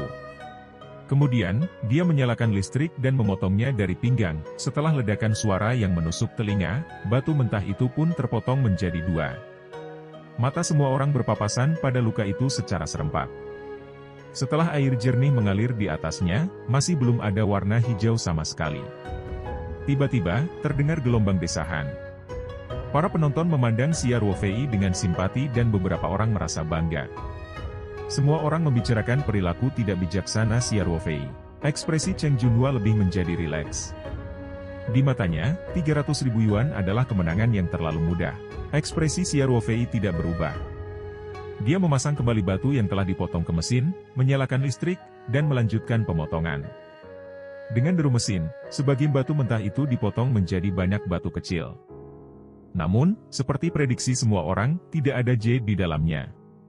Cheng Junhua tidak mau berkata dengan sinis, "Untuk pertama kalinya aku melihat seseorang memotong batu dengan sangat teliti. Sudah dipotong seperti ini dan masih belum ada warna hijau, kamu tidak punya apa-apa untuk dikatakan sekarang, kan?" Xia Ruofei menunjuk ke sebagian batu mentah lainnya dengan acuh tak acuh dan berkata, "Aku baru setengah jalan. Bukankah kamu sudah memotong bagian di sana? Apa terburu-buru?" Ketika Xia Ruofei sedang memeriksa dua batu permata mentah, dia menyadari bahwa lukisan itu tidak bereaksi sama sekali ketika dia memegang setengahnya di tangannya. Namun, saat dia memegang separuh lainnya, lukisan itu mulai bergetar. Ini berarti bahwa semua giok di batu mentah dibiarkan terbuka di sebagian lainnya. Baru saja, Xia Ruofei dengan sengaja memotong setengahnya tanpa giok terlebih dahulu dengan sedikit kenakalan. Cheng Junhua bersinar dingin dan berkata, "Kamu benar-benar tidak akan meneteskan air mata sampai kamu melihat peti mati itu. Saya akan menunggu di sini dan melihat apa yang Anda katakan setelah saya membagi sebagian lainnya." Bos Chen memperhatikan dari samping dan diam-diam penutupnya. Dia juga berpikir bahwa Xia Ruofei pasti akan kalah. Dia hanya bertahan. Sudut mulut Xia Ruofei melengkung, menampilkan senyuman penuh arti. Dia dengan tenang membersihkan batu-batu di mesin itu, dan kemudian perlahan-lahan memperbaiki sebagian batu mentah lainnya di mesin itu. Xia Ruofei menyalakan listrik dan mengoperasikan pisau pemotong untuk memotong sebagian batu mentah. Bab 58. Kembali dengan muatan penuh. Pisau pemotong perlahan memotong batu mentah, menimbulkan suara yang tajam. Namun, mereka biasanya tidak segugup saat memotong batu. Hampir semua orang menunggu untuk melihat Xia Ruofei mempermalukan dirinya sendiri, terutama Cheng Junhua, yang telah bertaruh dengan Xia Ruofei. Bos Chen menghela nafas dalam hatinya. Dia merasa Xia Ruofei masih muda dan penuh semangat. Kali ini, dia akan menderita kerugian besar. Batu mentahnya tidak besar, dan dengan cepat dipotong menjadi dua. Xia Ruofei membawakan baskom berisi air jernih dan menuangkan air ke permukaan potongan untuk membersihkan bubuk batu. Melihat seriusnya Xia Ruofei, Cheng Junhua tidak bisa menahan diri untuk tidak mengejeknya. "Nak, kamu tidak mencoba mengulur waktu, bukan? Jangan bermalas-malasan. Saya masih menunggu untuk memenangkan uang dan pergi." Saat Cheng Junhua selesai berbicara, seseorang berseru, "Warnanya hijau. Warnanya hijau." Peningkatan yang sangat besar, para penonton tiba-tiba bersemangat dan maju ke depan. Ingin melihat jenis giok apa yang dapat dipotong dari batu mentah dengan kualitas yang sangat buruk ini. Kedua bagian cermin itu penuh dengan warna hijau, dan para penonton menjadi gempar. "Anak muda, cepat bersihkan dan biarkan kami melihatnya dengan jelas." "Ayah, sayang sekali, ini keseluruhan Imperial Jade." Itu dipotong setengah dari tengahnya oleh pemuda ini, jadi nilainya akan jauh lebih rendah, dia hanya hadiah gratis. Dia tidak menghabiskan 1 sen pun. Tidak peduli apa, dia mendapat untung besar, ada berbagai macam komentar, dan bahkan Bos Chen hampir tersingkir dari kepadatan. Dia harus menjaganya dengan keras. Jika sebuah batu mentah yang bernilai ratusan ribu yuan atau bahkan jutaan yuan memiliki zamrud, orang mungkin tidak akan begitu bersemangat. Akan aneh jika tidak keluar. Namun, hadiah sampah ini sebenarnya memiliki jade, dan itu merupakan peningkatan yang sangat besar. Suasana hati semua orang langsung berubah. Satu bisnis online ke surga, satu bisnis online ke neraka, keseruan judi batu justru ada di sini. Orang kaya yang gemuk, Cheng Junhua, benar-benar terpana. Dia tidak bisa mempercayai matanya. Dia merasa seperti sedang bermimpi. Apakah batu mentah sampah itu benar-benar mengalami peningkatan warna hijau yang sangat besar? Keberuntungan macam apa yang dimiliki anak itu? Hal semacam ini hampir nol kemungkinannya benar-benar terjadi. Hati Cheng Junhua berdarah memikirkan kehilangan 300.000 yuan, namun, orang-orang di sekitar mereka hanya menikmati hiburan tersebut. Mereka sama sekali tidak peduli dengan perasaan Cheng Junhua. Mereka masih berdiskusi dan mengaguminya.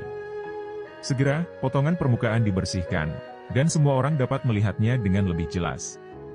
Seorang ahli segera berkata, itu adalah spesies ketan es. Kepala airnya cukup bagus. Ini pasti akan meningkat banyak. Ada juga orang yang mulai menawar saat itu juga. Adik, kualitas batu mentahmu lumayan. Saya akan membayar 80.000. Jual kepada saya. Kamu berani menawar 80.000? Adikku, aku akan memberi harga sebenarnya, 100.000. Saya akan membayar tunai. 120.000, saya akan ambil, satu demi satu, tawaran naik, dan harganya dengan cepat melonjak hingga 150.000. Xiao Ruofei tersenyum dan berdiri. Dia meninggikan suaranya. Semuanya, maafkan aku, tapi aku masih bisa menggunakan jade ini. Aku tidak akan menjualnya. Para penonton langsung teringat ketika mendengar ini, namun mereka tidak merasa terlalu menyesal. Lagi pula, batu mentah ini tidak besar, dan kualitas gioknya hanya bisa dikatakan di atas rata-rata, bukan jenis giok kelas atas. Xiao Ruofei berkata kepada tukang batu, Tuan, saya harus merepotkan Anda untuk membantu saya mengerjakan pekerjaan selebihnya. Bagus, bagus, bagus. Pemahat batu itu dengan cepat berkata. Saat batu itu dipotong, para penonton masih belum pergi. Mereka semua ingin tahu seberapa berharganya giok itu setelah semua batunya dipotong. Mata Cheng Junhua terbuka lebar saat dia melihatnya, berdoa agar Xiao Ruofei cukup beruntung untuk memotong lapisan luar giok tersebut. Tidak akan ada lagi giok jika dia memotong lebih jauh. Tentu saja, bahkan Cheng Junhua sendiri tidak percaya bahwa tidak ada giok di dalam batu itu. Dia hanya bisa menghibur dirinya sendiri. Pemotongan batu dengan membelah seluruh batu mentah, lalu dengan hati-hati menyeka kulit batu bagian luar. Setelah lebih dari setengah jam, dua batu giok seukuran kepalan tangan terpotong seluruhnya. Itu jenis ketan. Batu giok kedua ini bernilai setidaknya 2 atau 300.000 yuan. Keberuntungan pemuda ini sungguh luar biasa, menantang. Bos Chen, toko di sebelah Anda punya hadiah gratis kan? Saya akan membelanjakannya sekarang dan mendapatkan batu mentah gratis untuk dimainkan. Ayo pergi bersama. Aku akan pergi juga. Orang yang berjudi batu percaya pada keberuntungan, harga batu mentah Xiao Ruofei naik tajam, bahkan oleh-oleh yang semula ditaruh di pojok toko sebelah, yang dicemooh para ahlinya, langsung menjadi komoditas panas. Dalam sekejap, lebih dari separuh orang dikerahkan ke toko sebelah. Menghabiskan lebih dari 20.000 yuan untuk mendapatkan batu mentah gratis adalah hal yang mudah bagi para pembeli ini. Bos Chen tidak menyangka pemotongan batu Xiao Ruofei akan memiliki efek seperti itu. Dia sangat gembira. Penjualan toko giok hari ini akan meningkat lagi, dan itu semua berkat Xiao Ruofei. Cara dia memandang Xiao Ruofei menjadi lebih ramah. Xiao Ruofei memasukkan 2 potong batu giok itu ke dalam tasnya dan menatap Cheng Junhua. Lalu dia berkata kepada Bos Chen, Anda adalah saksinya.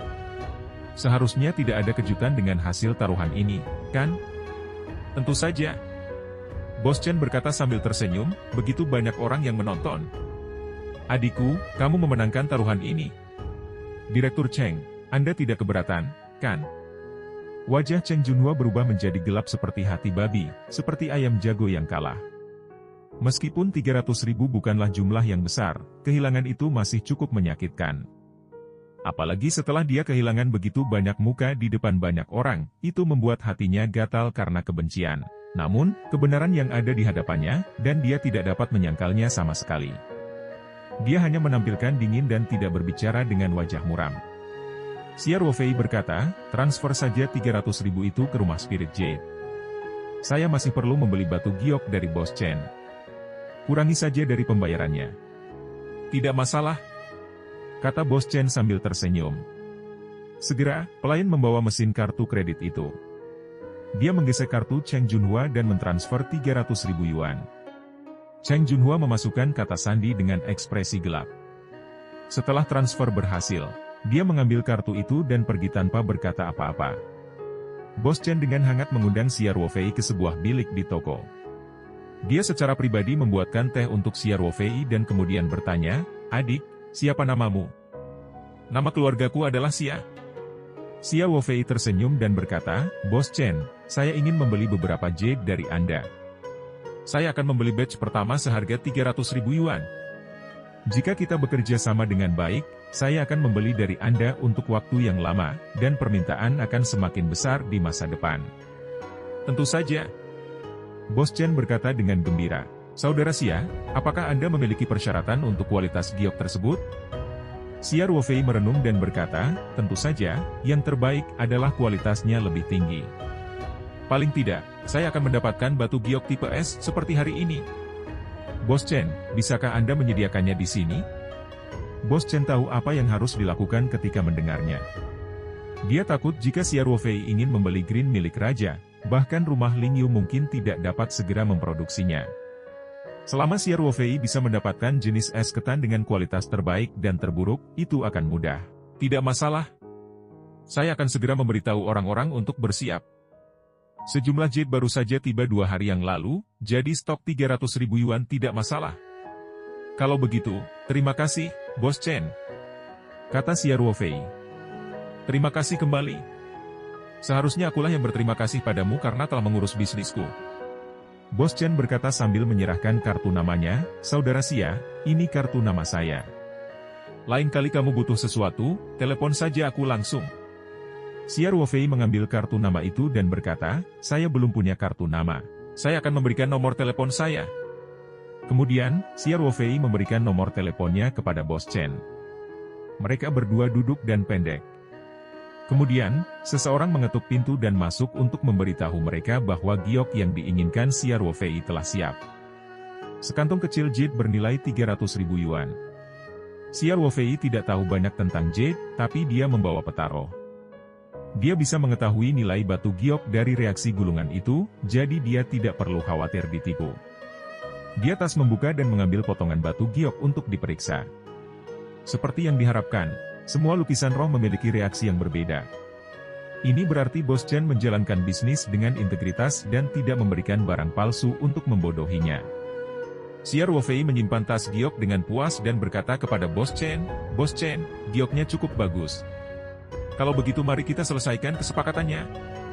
Uang 300.000 yang hilang dari Cheng Junhua dari Xia Ruofei sudah cukup untuk membayar barang tersebut. Dia tidak perlu membayar 1 sen pun untuk mendapatkan jade. Tidak ada kesepakatan yang lebih baik dari ini. Ngomong-ngomong soal, dia harus berterima kasih kepada orang kaya baru itu. "Terima kasih, Saudara Xia, karena telah mengurus bisnisku." Bos Chen berkata terus terang, "Lain kali, hubungi saya langsung jika Anda butuh sesuatu." "Baiklah," kata Xia Ruofei. Setelah dia dengan sopan menolak undangan Bos Chen untuk makan malam, dia meninggalkan rumah roh jade dengan tas jade. Dia pergi ke tempat parkir untuk mengambil mobilnya dan langsung menuju ke villa liburan di pinggiran kota. Xia Ruofei tidak sabar untuk kembali dan membiarkan gulungan petaroh terus menyerap giok untuk melihat apakah ia dapat berputar lagi. Bab 59. Evolusi lain. Setelah kembali ke kamar tidur di villa, Xia Ruofei mengunci pintu dan mengeluarkan gelang giok dan giok yang diperolehnya hari itu. Omong-omong, barang-barang ini menghabiskan total 40.000 yuan untuk membeli gelang itu. 2 potong batu giok es dipotong dari batu mentah yang diberikan kepadanya, dan batu giok lainnya senilai 300.000 yuan dimenangkan dari taruhan. Xia Ruofei juga mengeluarkan gulungan petaro. Dia mengambil gelang giok terlebih dahulu, lalu menggunakan pikirannya untuk berkomunikasi dengan ruang petaro. Gelang itu segera tersedot ke angkasa. Dia menggunakan pikirannya untuk memeriksa ruang Petaroh dan menemukan bahwa tidak ada perubahan di ruang tersebut. Namun, dia secara mental siap untuk menyerap pemberat kertas jade selama evolusi pertama ruang angkasa. Pemberat kertas jade jauh lebih besar daripada gelang baik dari segi bahan maupun ukurannya. Xia Wofei menilai bahwa jumlah giok yang dibutuhkan untuk evolusi kedua pasti lebih banyak daripada yang pertama. Oleh karena itu, sesuai ekspektasinya, gelang itu tidak akan berevolusi setelah menyerap ruang. Dia tidak berhenti. Dia segera mengambil 2 batu giok es dari batu mentah gratis dan membiarkan ruang Petaroh menyerapnya.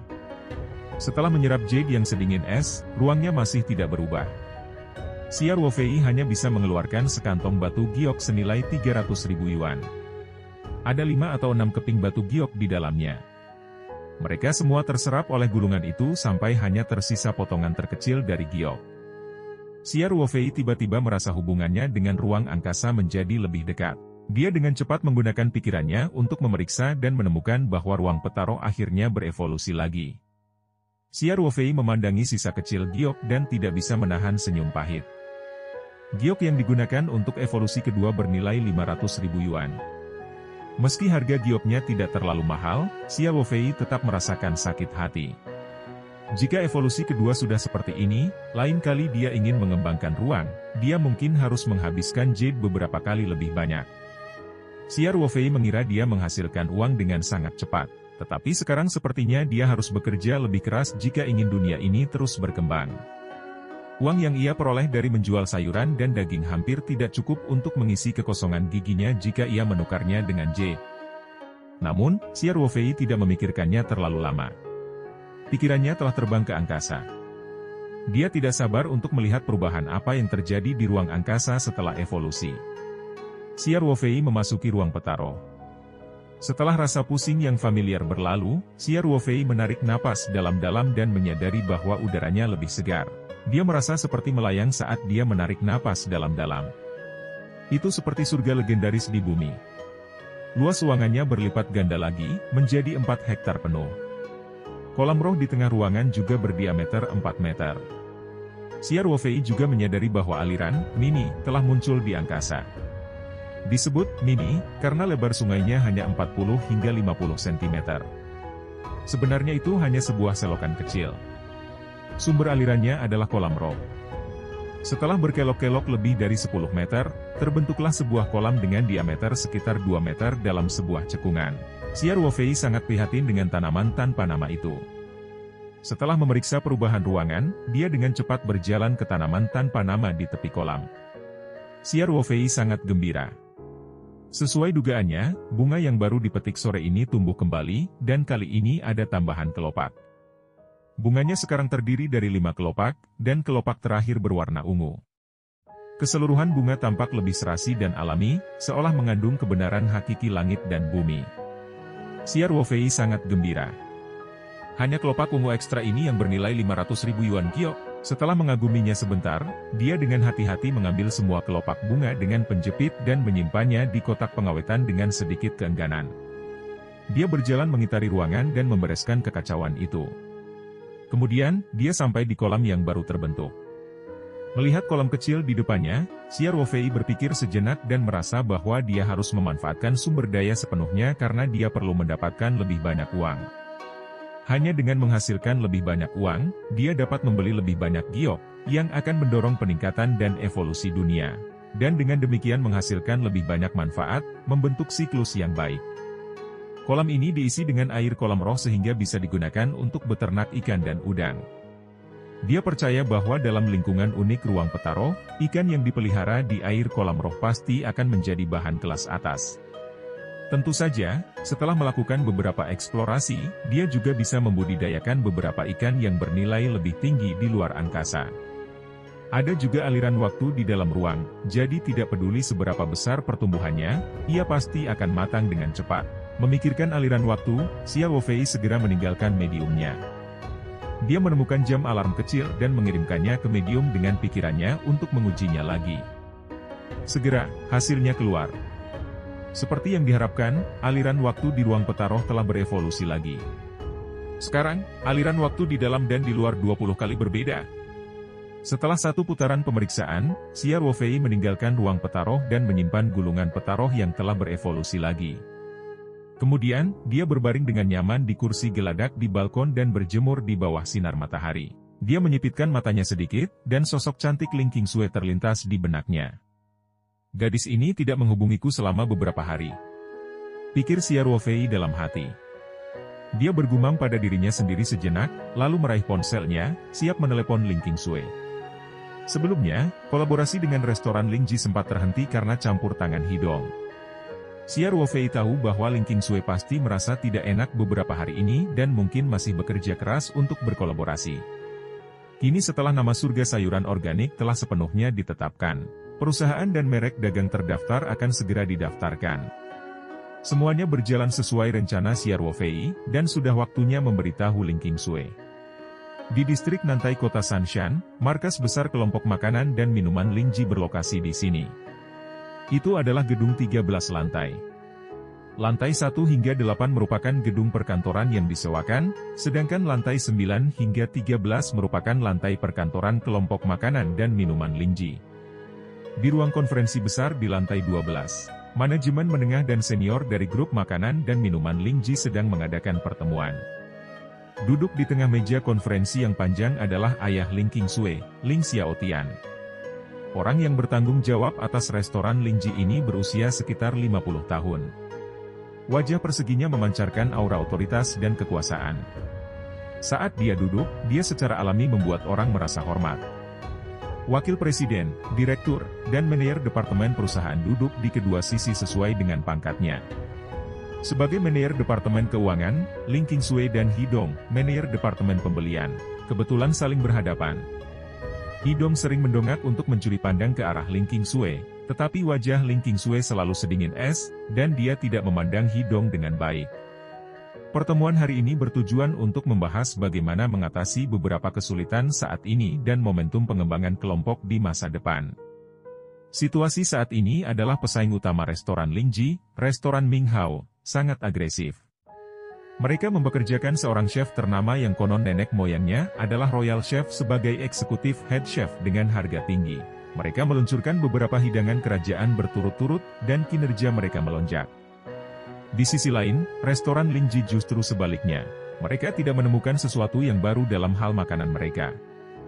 Apalagi sempat terjadi perselisihan kecil beberapa hari lalu.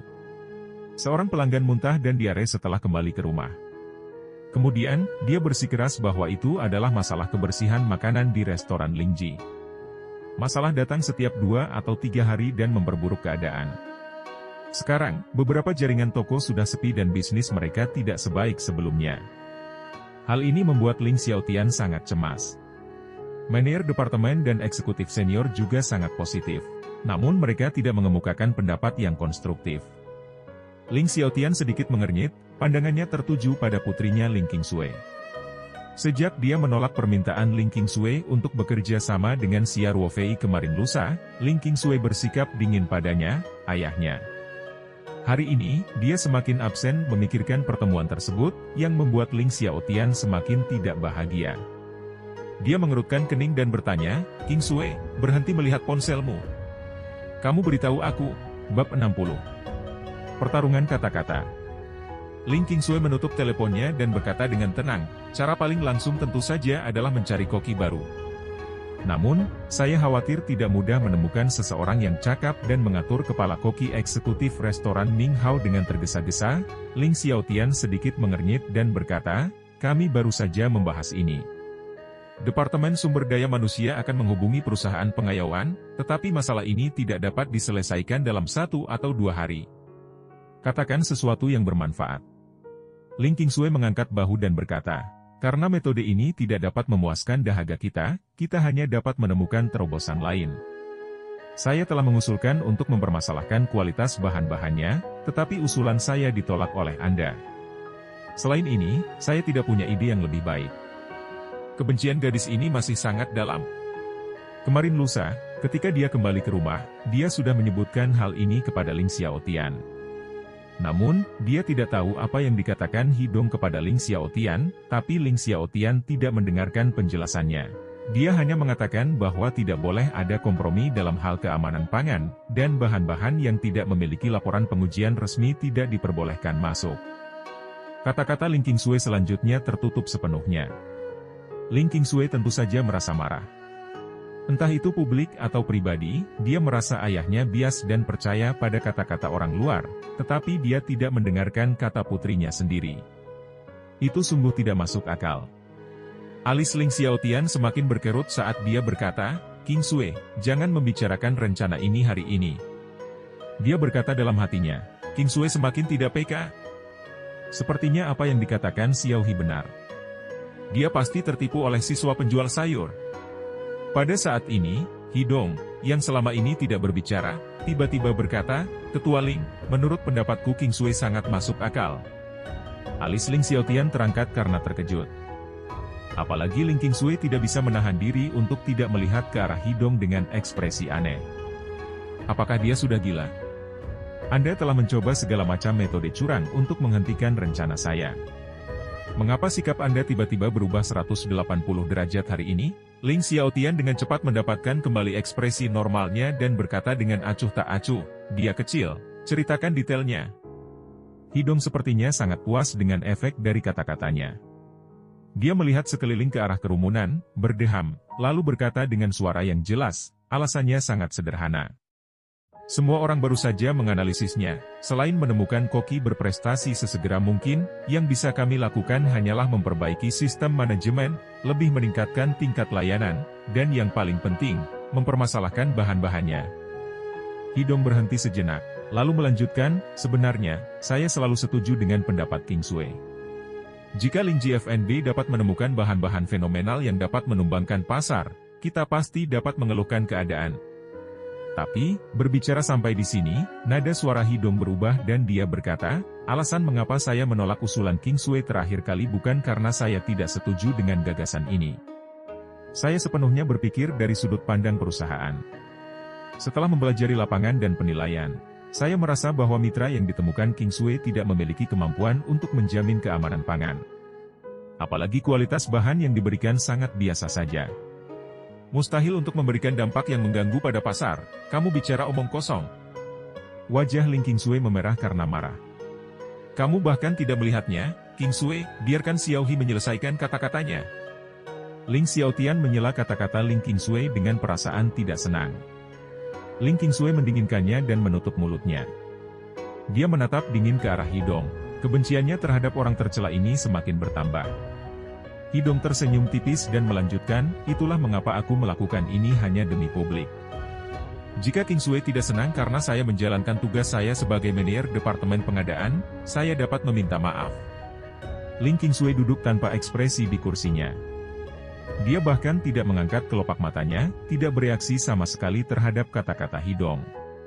Hidong tidak setuju dan melanjutkan, "Kembali ke topik tadi, saya sebenarnya setuju dengan alur pemikiran Qingsui.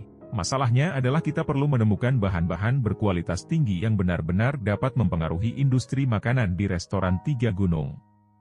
Saya telah memperhatikan informasi terkait, dan kebetulan saya melihat sebuah berita baru-baru ini. Saya pikir ini adalah peluang bagi perusahaan kami." "Oh, apa beritanya?" Ling Xiaotian bertanya dengan penuh minat. Hidong tersenyum percaya diri dan berkata, "Saya tidak tahu apakah ada di antara Anda di sini yang pernah mendengar tentang sayuran organik merek Taoyuan." Kata-kata Hidong menyebabkan para eksekutif kelompok senior mulai berdiskusi dengan suara lirih. 2 hari ini, sayuran organik merek Taoyuan menjadi pusat perhatian. Orang awam mungkin tidak tahu, tapi orang-orang di industri makanan dan minuman ini, dan mereka setidaknya berada di level manajer, bagaimana mungkin mereka tidak mendengar? Mata Ling Xiaotian juga berbinar ketika dia bertanya, "Xiaohi, apakah kamu berbicara tentang sayuran organik merek Taoyuan yang diluncurkan oleh West River Moon Club?" Hidong tersenyum dan mengangguk, "Menurutku ini adalah sayuran kelas atas yang sebenarnya." "Itu juga milik kita." Suara dering telepon menginterupsi kata-kata Hidong. Semua orang menoleh dan melihat Ling Qingsui mengeluarkan ponselnya dan melihat ID penelepon. Wajahnya langsung menunjukkan ekspresi bahagia, dan dia segera berdiri dan keluar dari ruang pertemuan dengan teleponnya. Ling Xiaotian mengedipkan matanya dengan marah dan berkata, "Ini semakin keterlaluan, semua eksekutif dan manajer perusahaan memasang ekspresi aneh, tapi ini adalah urusan keluarga ketua, jadi mereka hanya bisa mengarahkan kepala dan berpura-pura untuk tidak melihatnya." Ling Xiaotian menarik napas dalam-dalam beberapa kali dan berkata, "Xiao He, lanjutkan."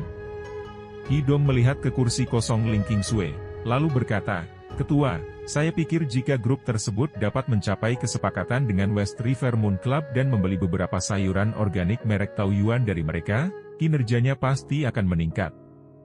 Dengan efek selebriti dari sayuran organik, pasti akan menarik banyak popularitas." Ling Xiaotian tertawa, "Dia kecil, kamu tidak melihat betapa pedasnya sayuran ini. Bahkan West River Moon Club persediaannya terbatas, dan mereka bahkan melelangnya. Apa yang berbatasan dengan mereka akan memberi kita beberapa? Itu tidak realistis, Hidong." Namun, berkata dengan senyum percaya diri, "Ketua, kita semua tahu bahwa apa yang disebut lelang dan antrian hanyalah sarana pemasaran kelaparan oleh 11 Jiang Moon Club. Meskipun buah persik sayuran kebun sangat langka, persediaannya pasti tidak sedikit. Saya mempunyai seorang kenalan yang bertanggung jawab atas pembelian di West River Moon Club. Dia memberitahu saya bahwa Presiden Zheng secara pribadi bertanggung jawab membeli sayuran Taoyuan. Meskipun dia tidak tahu banyak tentang situasi spesifiknya, ada satu hal yang sangat penting bagi kami." "Bagaimana situasinya?" Ling Xiaotian mengangkat alisnya dan bertanya. Hidong berkata sambil tersenyum, "Teman saya memberitahu saya bahwa Presiden Zheng telah mengungkapkan bahwa pemasok sayuran surga ini memiliki kemitraan jangka panjang dengan si Jiang Moon Club. Di masa depan, pasokannya akan semakin besar. Presiden Zheng siap bertindak sebagai agen merek ini di masa depan dan langsung menjual sayuran ini ke seluruh provinsi." Hidong berhenti sejenak sebelum melanjutkan. "Ketua Ling, saya pikir dalam keadaan seperti ini, kami benar-benar dapat melakukan beberapa pekerjaan di klub 11 Jiang Moon. Karena mereka akan menjual sayuran di masa depan, mengapa kita tidak mengambil langkah pertama dan mencapai kesepakatan dengan 11 Jiang Yu terlebih dahulu? Apalagi pasokannya akan meningkat ke depan. Selama kami membayar cukup, Presiden Zheng mungkin memberi kami sebagian kecil dari persediaan yang ada sekarang. Jika itu terjadi, gimmick dari sayuran surga saja sudah cukup untuk memberi kita banyak popularitas." Saat Ling Xiaotian memikirkan kata-kata Hidong, dia terus menganggukkan kepalanya. Jelas dia setuju dengan sudut pandang Hidong, dan tergerak oleh kata-katanya. Melihat ini, hati Hidong pun berbunga-bunga. Sejak dia menyadari bahwa akan sangat sulit bagi Ling Qingsui untuk membuat konspirasi, dia mulai mengalihkan fokusnya dan mengerahkan seluruh upayanya untuk memenangkan hati Ling Xiaotian. Selama Ling Xiaotian menghargainya, ditambah dengan kebaikan besar yang ditunjukkan ayahnya kepada Ling Xiaotian, dia pasti bisa memenangkan kembali kecantikan itu. Penampilannya hari ini jelas meningkatkan kesan Ling Xiaotian terhadapnya, dan Hidong senang sekaligus bangga. Pada saat itu juga, pintu ruang pertemuan dibuka. Ling Qingsui baru saja menyelesaikan panggilannya dan masuk. Para eksekutif dan manajer menyadari bahwa Ling Qingsui, yang sedingin es beberapa saat yang lalu, tiba-tiba tampak bersinar. Bahkan ada senyuman tipis di bibir. Seluruh dirinya tiba-tiba menjadi cerah dan cantik. Bahkan banyak manajer muda yang merasa bingung. Ling Qingsui berjalan kembali ke tempat duduknya dan menatap Hidong, yang duduk di seberangnya dengan cibiran di wajahnya. Dia bertanya, "Jika saya tidak salah dengar, manajer apa yang dia maksud tadi? Apakah yang Anda maksud adalah sayuran organik merek Taoyuan tidak dapat dipahami merupakan bahan-bahan berkualitas tinggi?"